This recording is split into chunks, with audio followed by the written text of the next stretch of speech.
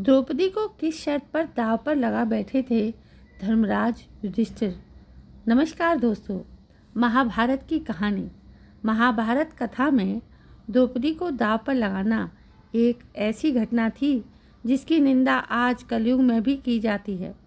द्रौपदी को दांव पर लगाने के बाद उनके साथ जो भी अमानवीय व्यवहार हुआ, उसका जिम्मेदार दुर्योधन या कौरवों से ज़्यादा पांडवों को ठहराया जाता है।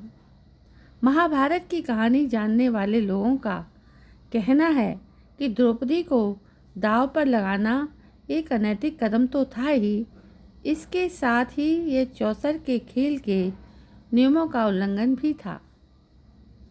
अब आपके मन में सवाल उठ रहा होगा कि कैसे? तो इसका जवाब है कि जब पांडव खुद को जुए में हार चुके थे तो उनके पास द्रौपदी को दांव पर लगाने का अधिकार ही नहीं बचा था, क्योंकि वे सभी दुर्योधन के दास बन चुके थे। वहीं कई बार लोगों के मन में सवाल आता है कि आखिर क्यों धर्मराज युधिष्ठिर ने द्रौपदी को चौसर के खेल में दांव पर लगाया था। आइए जानते हैं उस शर्त के बारे में जिसके कारण युधिष्ठिर द्रौपदी को दांव पर लगाने के लिए राजी हो गए थे। दुर्योधन में पुरुष वर्चस्व की भावना थी। वे अपने फैसलों को हमेशा सबसे ऊपर रखता था। उसे अपनी माँ गांधारी से बहुत स्नेह था, लेकिन दुर्योधन अपनी माँ को हमेशा ही एक कमज़ोर महिला समझता था। इसलिए गांधारी के समझाने बुझाने पर भी उनकी बातों या फैसलों को अनदेखा किया करता था। दुर्योधन ने भानुमति नाम की राजकुमारी से भी उसकी मर्जी के बिना विवाह किया था। दुर्योधन का पुरुष अहंकार इतना बढ़ गया था कि किसी स्त्री की नाव भी उसे आहत कर जाती थी। दुर्योधन द्रौपदी से संबंध की दबी इच्छा भी रखा करता था, लेकिन द्रौपदी जैसी साहसी महिला के सामने दुर्योधन की कामना पूरी नहीं हो पाई। इसलिए उसने फैसला किया था कि एक दिन वो द्रौपदी से अपने अपमान का बदला लेगा। दुर्योधन ने धर्मराज युधिष्ठिर के सामने चौसर के खेल का प्रस्ताव रखा। दुर्योधन ने कहा कि अगर चौसर के खेल में पांडव जीत जाते हैं तो दुर्योधन उनकी सारी संपत्ति लौटा देगा और सभी कौरव पांडवों के दास बन जाएंगे। धर्मराज युधिष्ठिर को इस बात का ज्ञान था कि चौसर का खेल अनैतिक कदम है, लेकिन फिर भी उन्होंने सोचा कि एक खेल युद्ध से ज़्यादा बेहतर है। उस समय युधिष्ठिर को इस बात का ज्ञान नहीं था कि दुर्योधन एक खेल के माध्यम से पांडवों की संपत्ति के साथ मान सम्मान को भी लूट लेगा।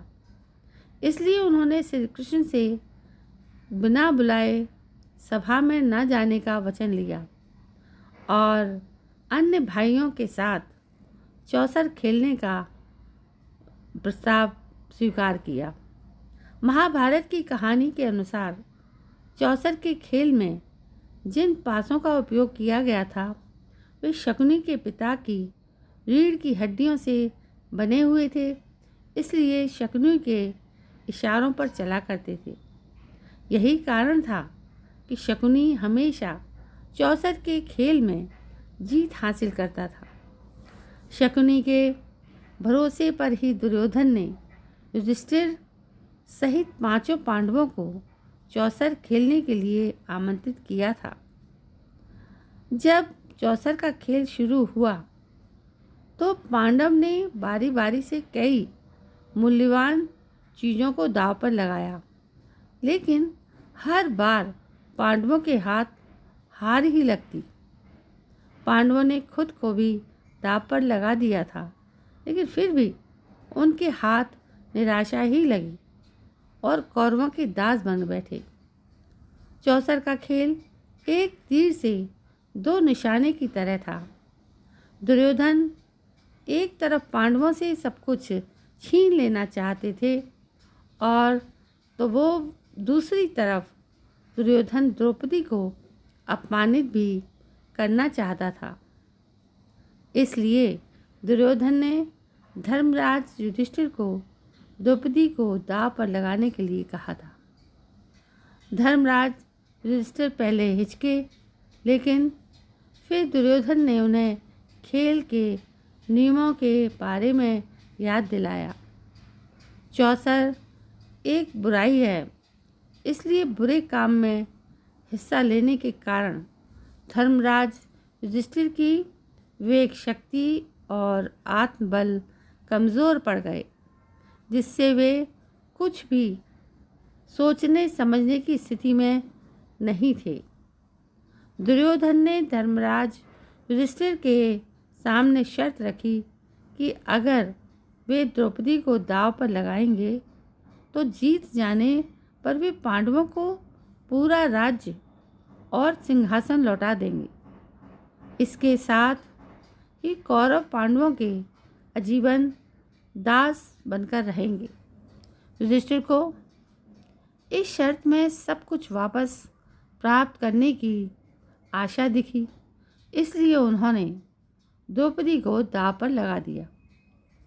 इसके बाद जो भी हुआ उसे देखकर पांडव अपमान का घूंट पीकर रह गए और पूरी सभा लज्जित रह गई। महाभारत के इस स्याह इतिहास की चर्चा आज कलयुग में भी की जाती है। जी हाँ दोस्तों, ऐसे ही कई किस्से जो समाज में होते हैं, उनकी स्याही कई युगों तक अपने समाज पर छाई रहती है। दोस्तों, ऐसी कोई भी बात चाहे छोटी सी जगह में हो, चाहे इतने बड़े महाभारत में हुई, वो सभी बातें लज्जित करती हैं इंसान की ज़िंदगी को। तो दोस्तों, कैसी लगी आपको ये कहानी? यदि कहानी पसंद आई हो तो प्लीज़ मेरे इस चैनल को सब्सक्राइब करें, लाइक करें, शेयर करें और हाँ, कमेंट करना ना भूलें। कमेंट करेंगे तो हमें पता लगेगा कि आपको ये कहानी बहुत पसंद आई है। दोस्तों, कल मैं फिर हाजिर होती हूँ। तब तक के लिए जय हिंद, वंदे मातरम।